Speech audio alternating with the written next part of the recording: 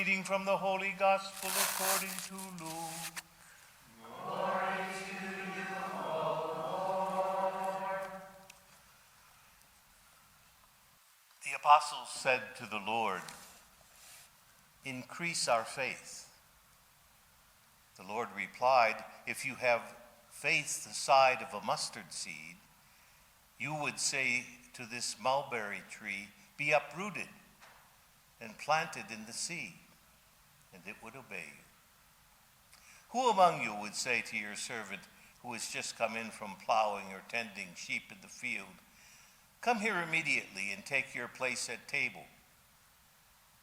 Would he not rather say to him, 'Prepare something for me to eat, put on your apron and wait on me while I eat and drink? You may eat and drink when I'm finished'? Is he grateful to that servant because he did what was commanded? So should it be with you. When you have done all you have been commanded, say, 'We are unprofitable servants. We have done what we were obliged to do.'" The Gospel of the Lord. Praise to you, Lord Jesus Christ.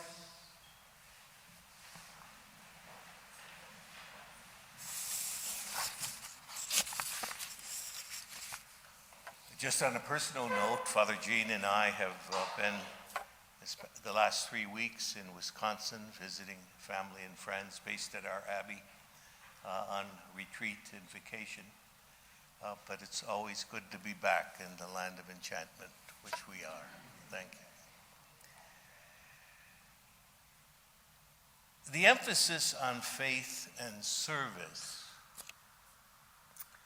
seems an appropriate underpinning for this Respect for Life Sunday. There is nothing quite so special as a human life. Whatever the age, whatever the color, whatever the level of development, each person holds the capacity for uniqueness. And this is the potential that exceeds our imagination and transcends our human limitation. For the unborn child, the struggle is to be born. It's a natural process. But it's also one that can be cut short by those who should love the child the most. That's what abortion does. For the disabled, the struggle is to be accepted and nurtured so that he or she can develop despite the handicap. For the poor, the struggle is to improve their lot despite the frequent insensitivity of those who are more fortunate.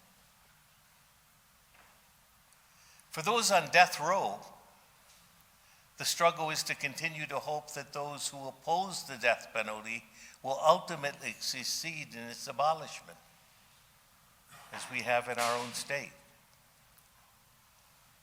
For the innocent victims of war, the struggle is to understand why more national leaders don't see what our last 4 popes have proclaimed in recognizing that war is always a defeat for humanity. For the elderly, the struggle is to maintain dignity and control over their everyday lives. We are all called to nurture one another. We're called to simple acts of caring, but they're not always easy. Few of us can survive without physical, emotional, and spiritual concern for our well-being. And this concern promotes growth and love, and it stifles indifference and violence. But those who give care need care too. A pregnant mother needs to be nurtured by the help and support and reassurance of her family and friends. She needs to be accepted and respected so that she in turn can give to the child of her womb. Potential is embodied in every unborn child. Potential cannot be fully defined or predicted in advance. Potential is simply the best that each of us can be. And it begins at the moment of conception. Even at 7 weeks, an unborn child is a record of all that preceded her and a blueprint for our future. Already her specialness is there. At the other end of the life cycle, we discover the elderly, the most seasoned of human persons. They perhaps most of all face their anxiety unaided by others.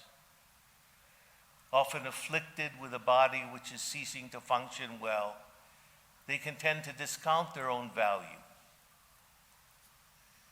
And for the elderly who are sick and dying, self-respect is affirmed by caring, by those persons who treat them not as patients, but as individuals deserving respect.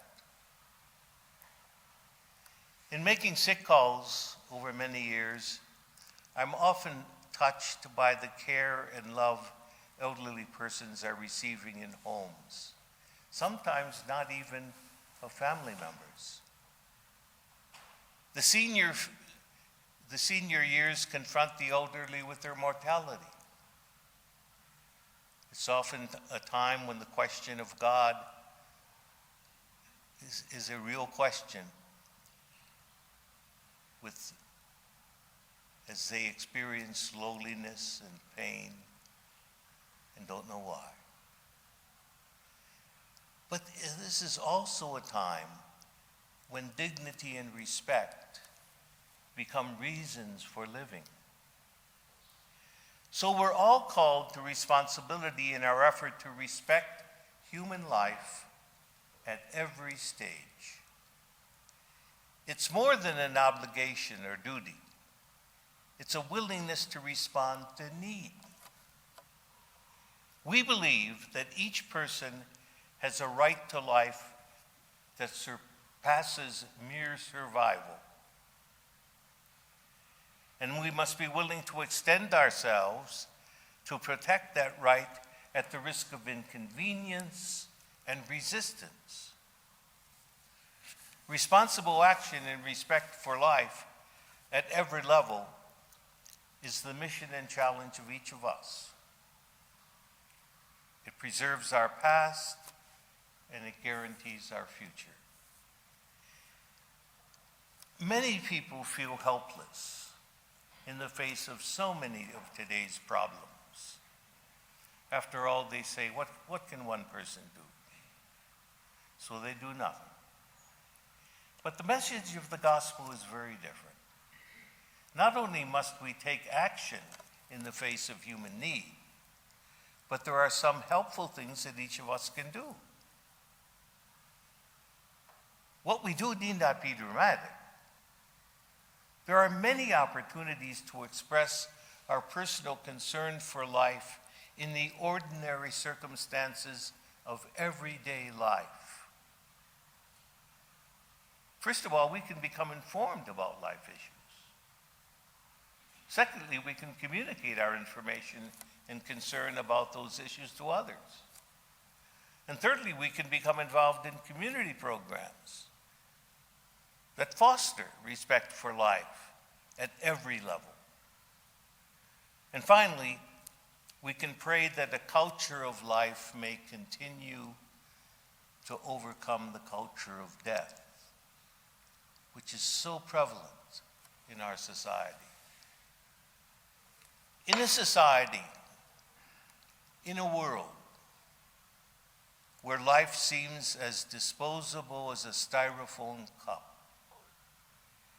we Catholics must stand for the dignity and value of human life at every level and in every place. As Catholics, our faith and our action must always support and defend a respect for life.